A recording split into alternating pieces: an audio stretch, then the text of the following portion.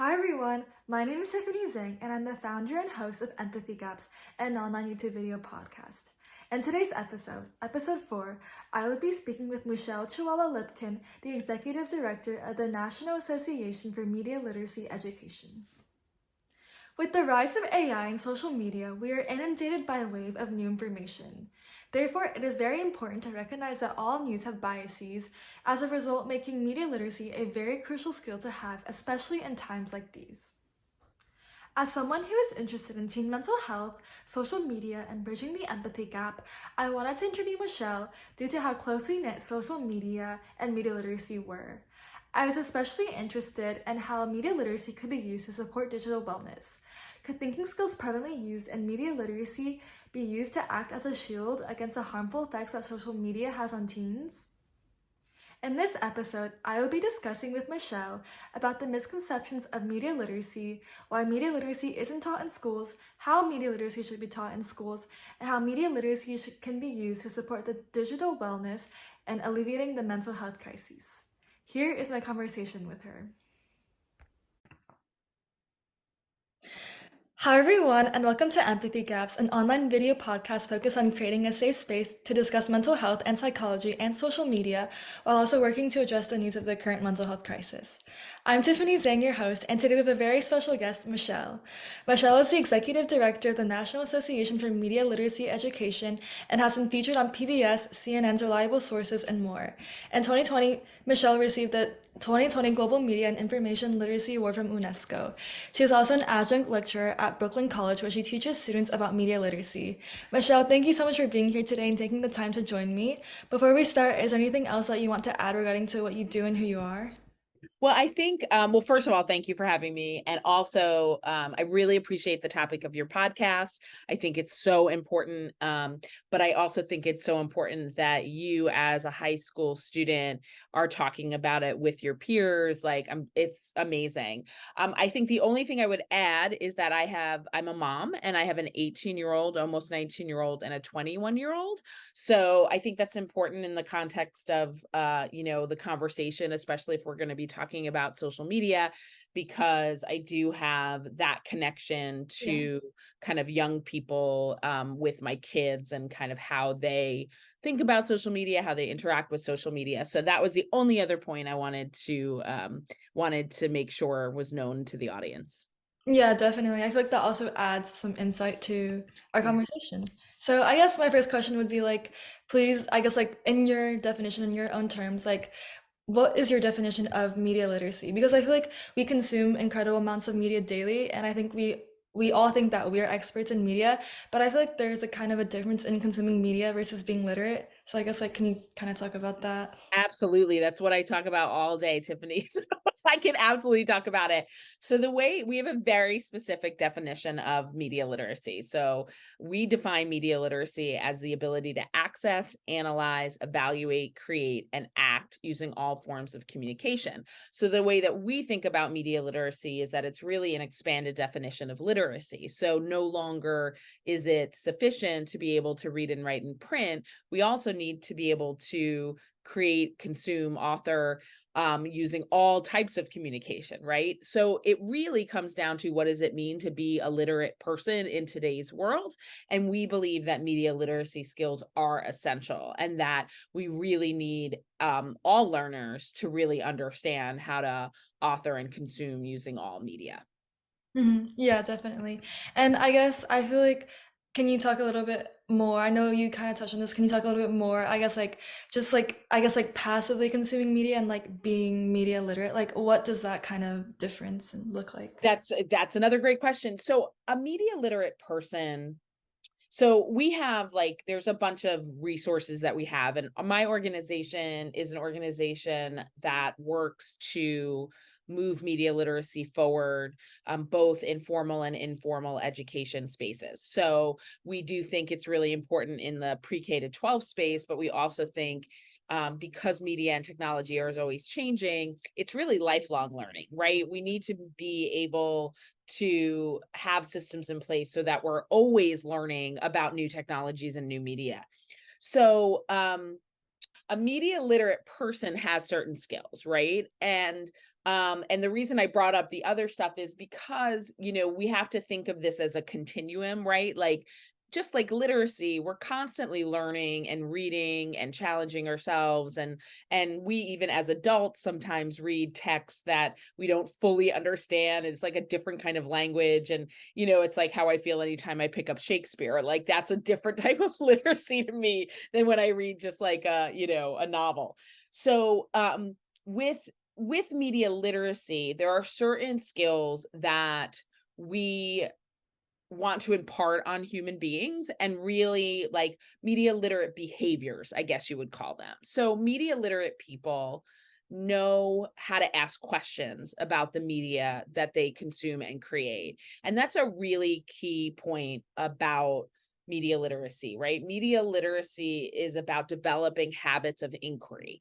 And that means that we get used to, we practice always asking questions when we're consuming or creating media, and that it becomes instinctual, right? Like that every time we watch something or scrolling our feeds, or, at the movies, or, reading, that we're always wondering about it and we're asking questions. And there's a whole series of questions that we kind of recommend, but it's really about the process of asking questions. Who made it? Why was it made? What does it make me feel? How do I respond to this? All of that, like, we want to be processing and reflecting as we're making media and as we're consuming media.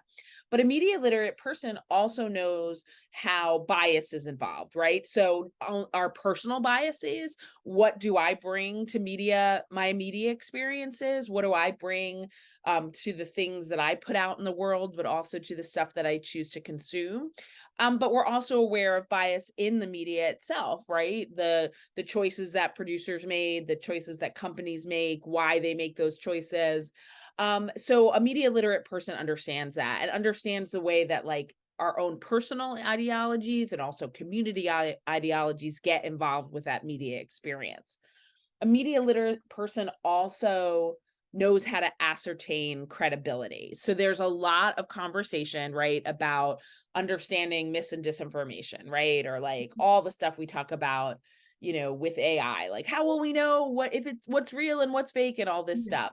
Well, a media literate person has skills to ascertain credibility, knows what questions to ask, knows how to do their research, knows how to kind of process new technologies, and also thinks about media and information as broader than just real or fake, right? Because media is really, the real or fake conversation is a little bit tricky, because most information is neither, right? It's like a little bit of everything, right? It's more Mhm. complicated and nuanced.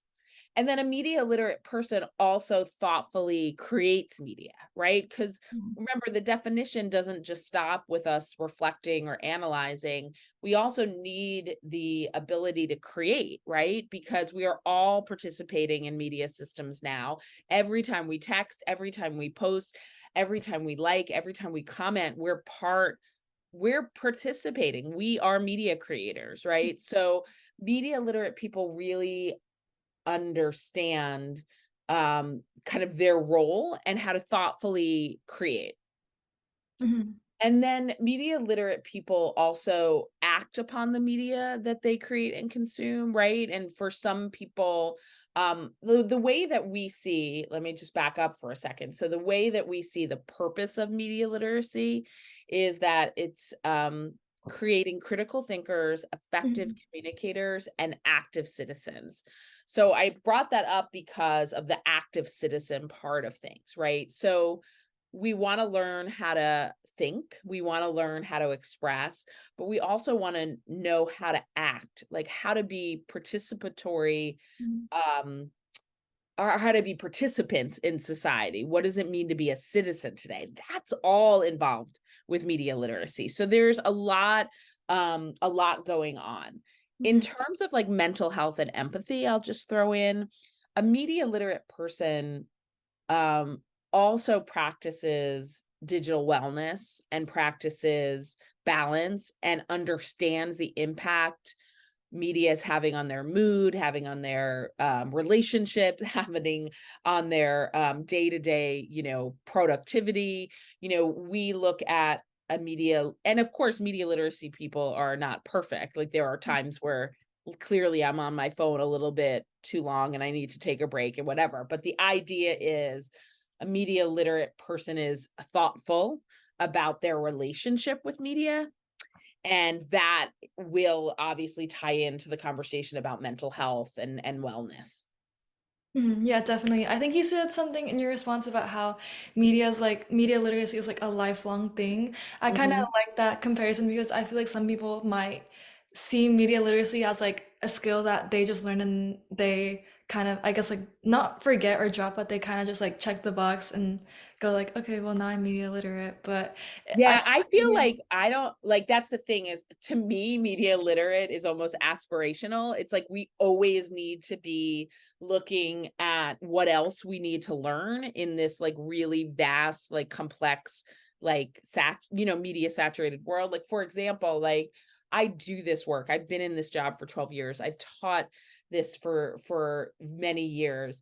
And I'm right now doing a lot of research on artificial intelligence because I don't know as much about that as I do about other forms of media or other forms of technology. So it does require a willingness and an effort in continuing to learn, right? So it's like it used to be, even before my time, but maybe my time, where you could kind of like graduate high school or maybe 4 years of college or even 2 years of college and get like a basis of knowledge that could kind of get you through your whole life, right? Like that was the thinking.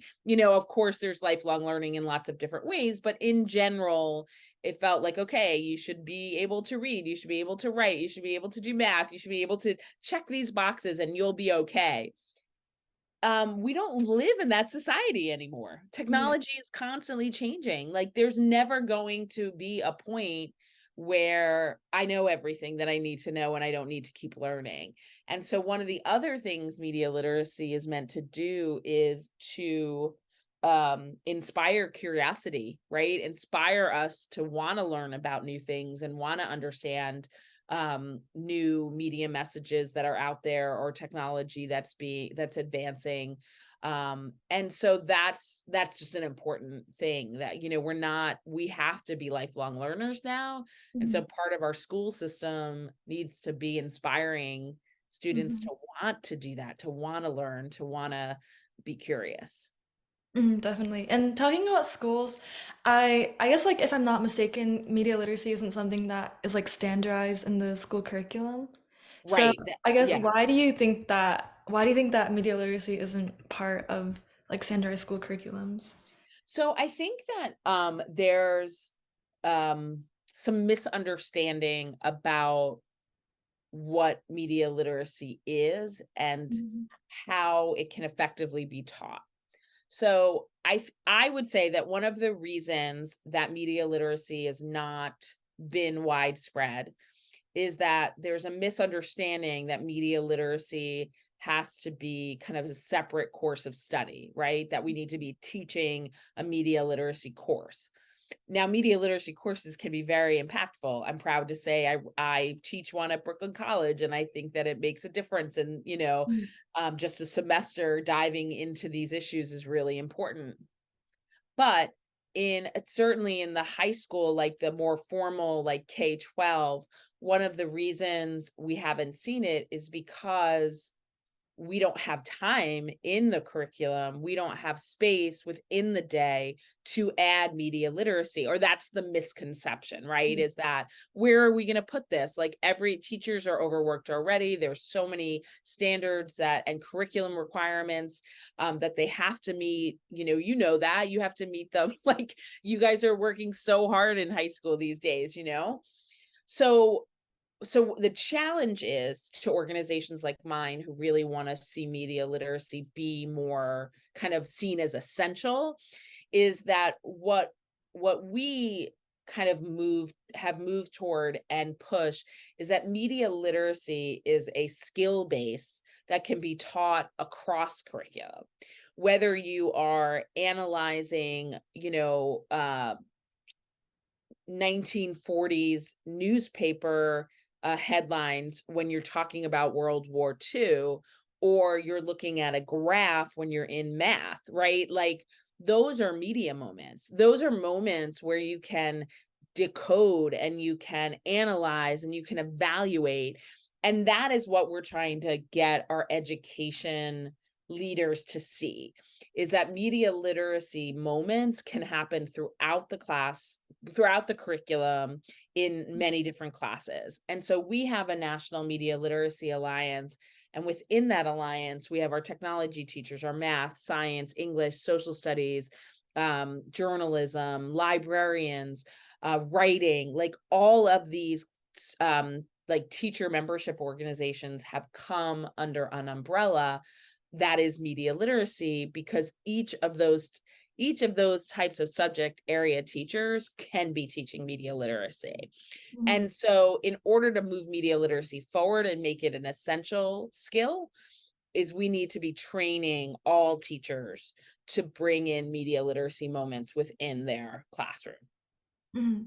Also, like right before this interview, like while I was doing research about media literacy, I think I saw that some people also said that there's like a misconception that literacy is like teaching people what to think and not thinking critically, I guess. I don't know if that's an argument that you've heard before. So we always say that media literacy is not teaching people what to think, it's teaching Yeah. people how to think, right? Like it isn't my job as a media literacy teacher to get you to feel the way I feel about certain media messages. Like that is not good media literacy practice. It's getting you to understand the questions and the analysis and the decoding of these messages so that you have the skills to that you are empowered to make your choices and you're empowered to think about content that you create and consume, right? Mhm. Yeah. So we've heard that a lot and we always talk about that. It's about how to think, how Yeah. to be curious, how to like really process media messages in an effective way. Definitely. And I guess we were talking a little bit about media literacy in the schools. How do you think, I guess like in your experience, do you think we should teach media literacy? Well, I think that, media literacy skills should be something that all students get, right? Because media is such a big part of your lives and all of our lives. And we spend so much time with media messages and processing media messages. We spend so much time with technology. Like it's a really big part of our world. And so we should be prioritizing that in school, right? If we're not prioritizing what you're actually like, what is your real life? What is your real experience? Then what are we doing? What are we offering you as a student, right? And I think that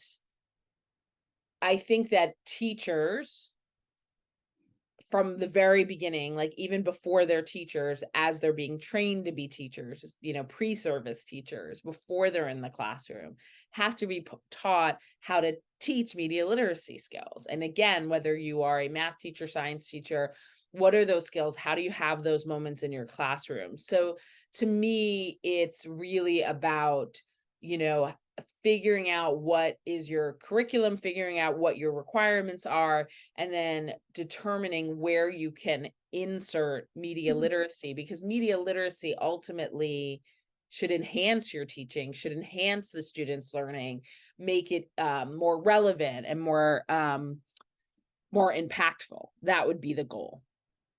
Yeah, definitely.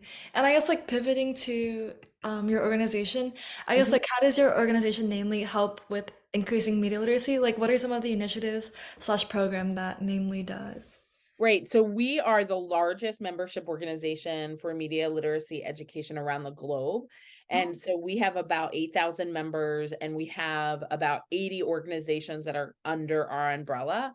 And we spend a lot of our time kind of amplifying and heightening the profile of the people in our organization. So who's doing really great work, who's doing interesting research, what programs are out there, what jobs are available, what new reports are out there, resources.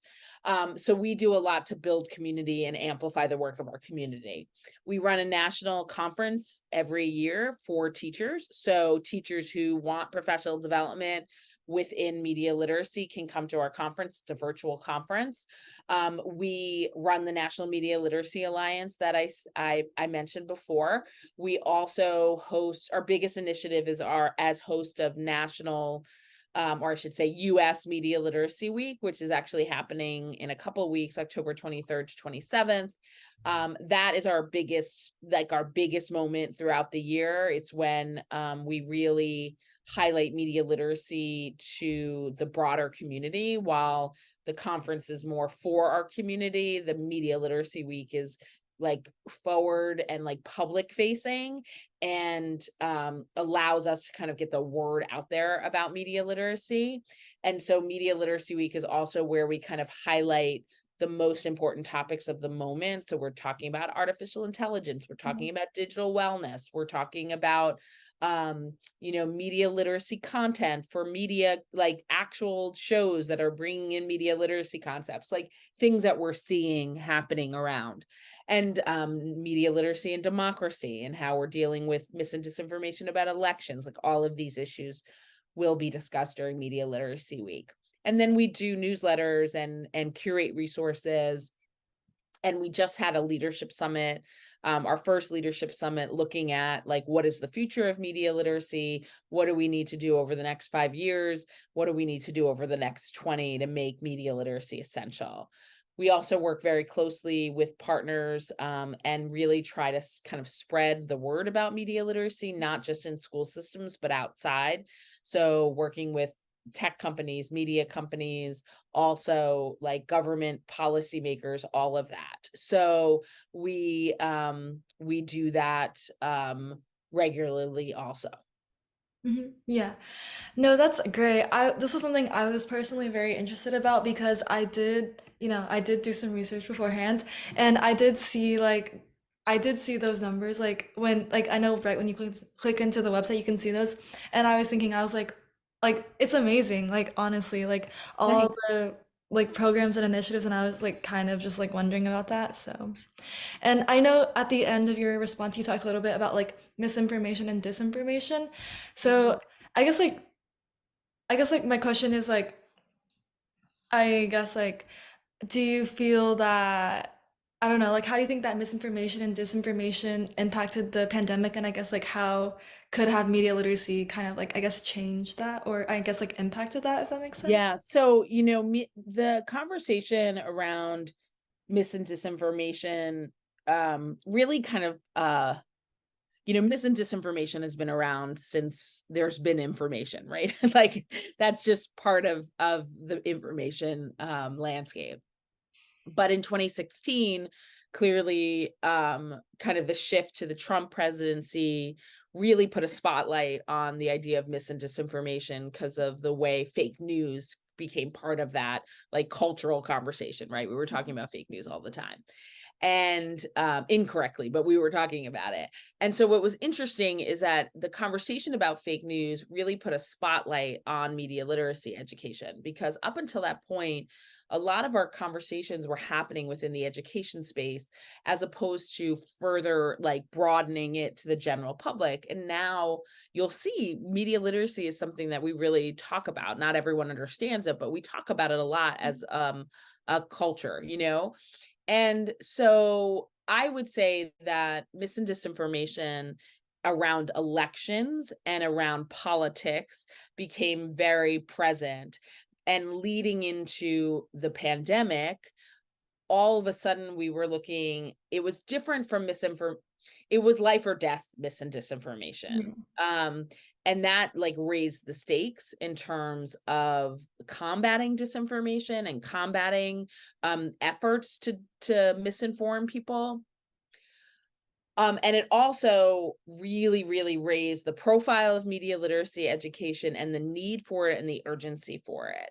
And so I think that there were a lot of efforts from a lot of organizations, companies to really battle against, like health disinformation. Everyone from journalism, like journalistic outlets to, the FDA or to the CDC to the WHO, like really, really trying to battle disinformation. And so I think there were media literacy tools that were discussed, that were shared, that were tested.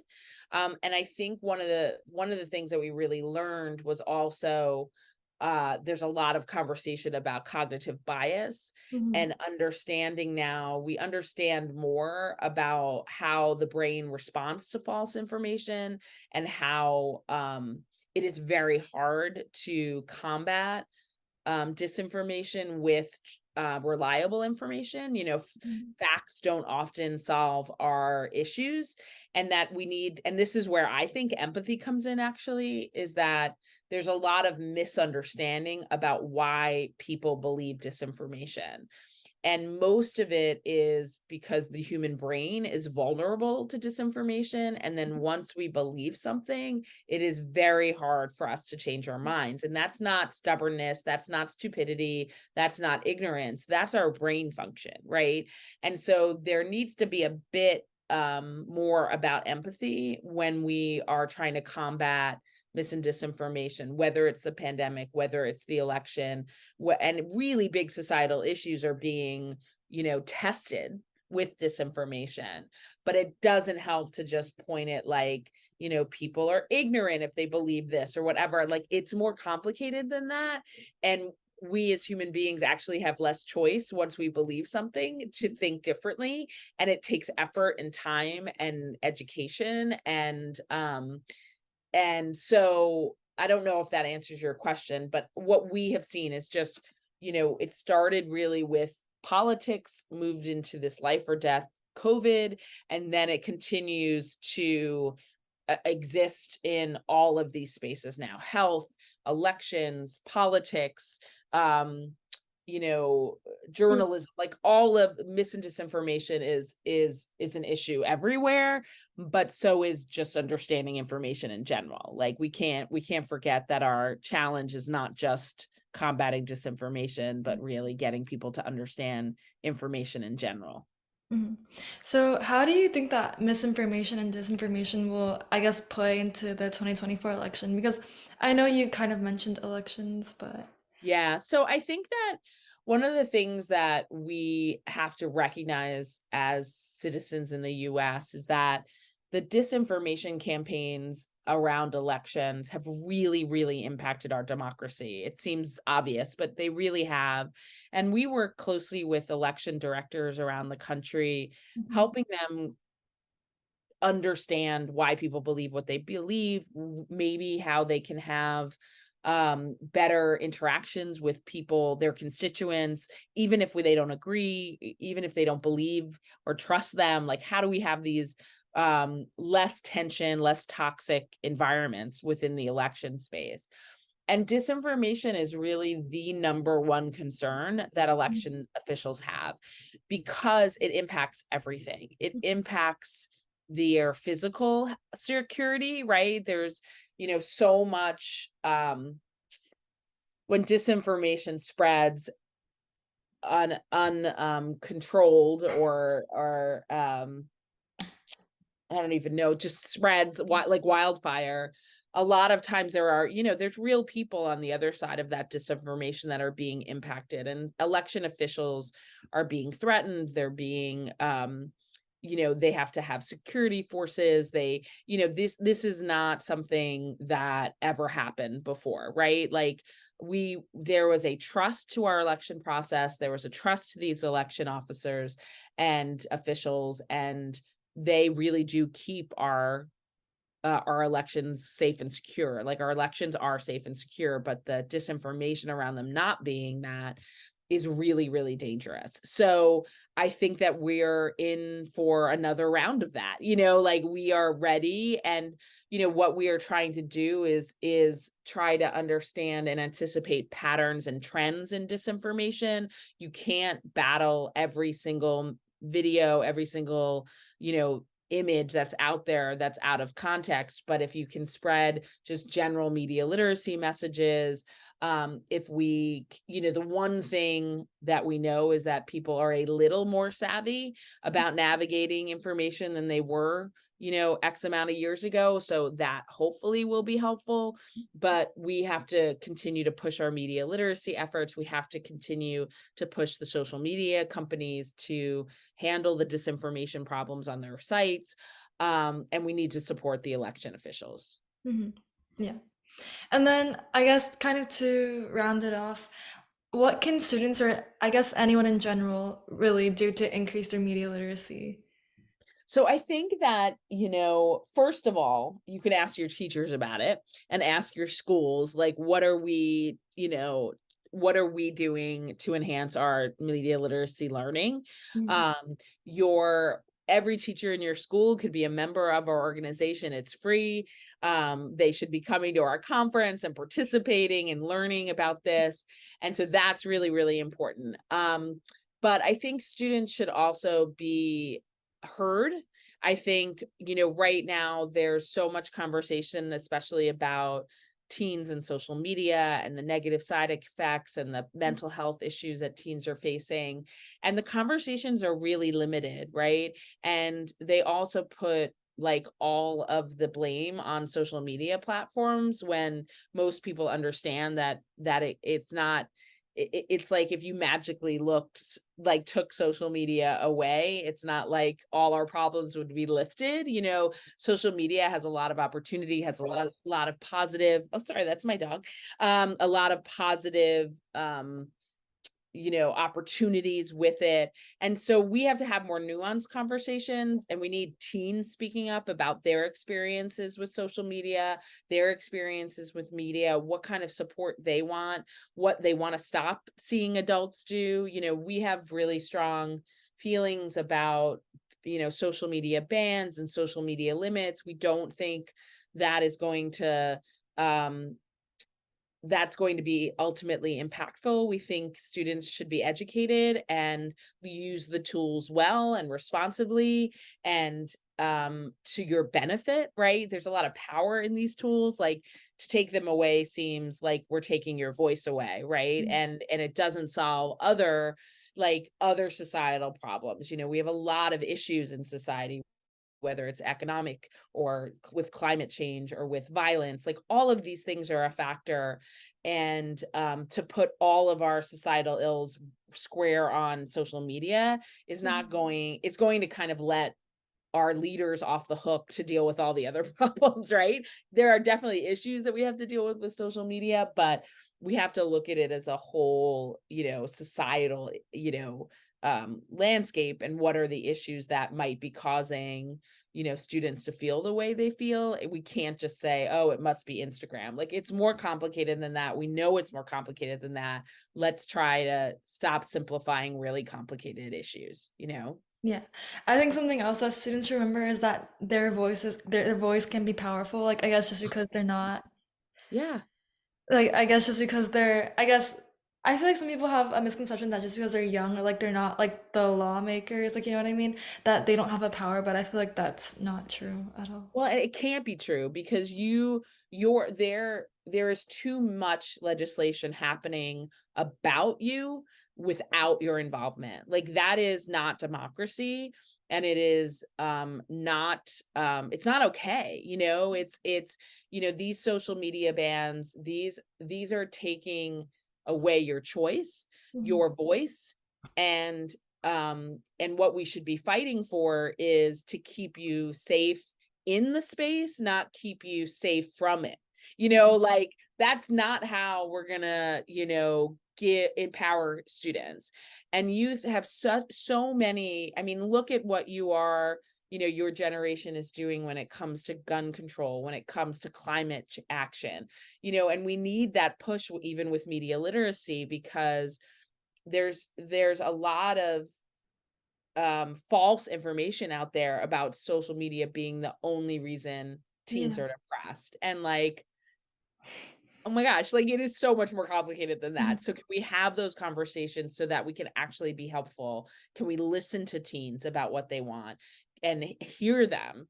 But our leaders don't always do that. And so we need you to be louder. Mhm.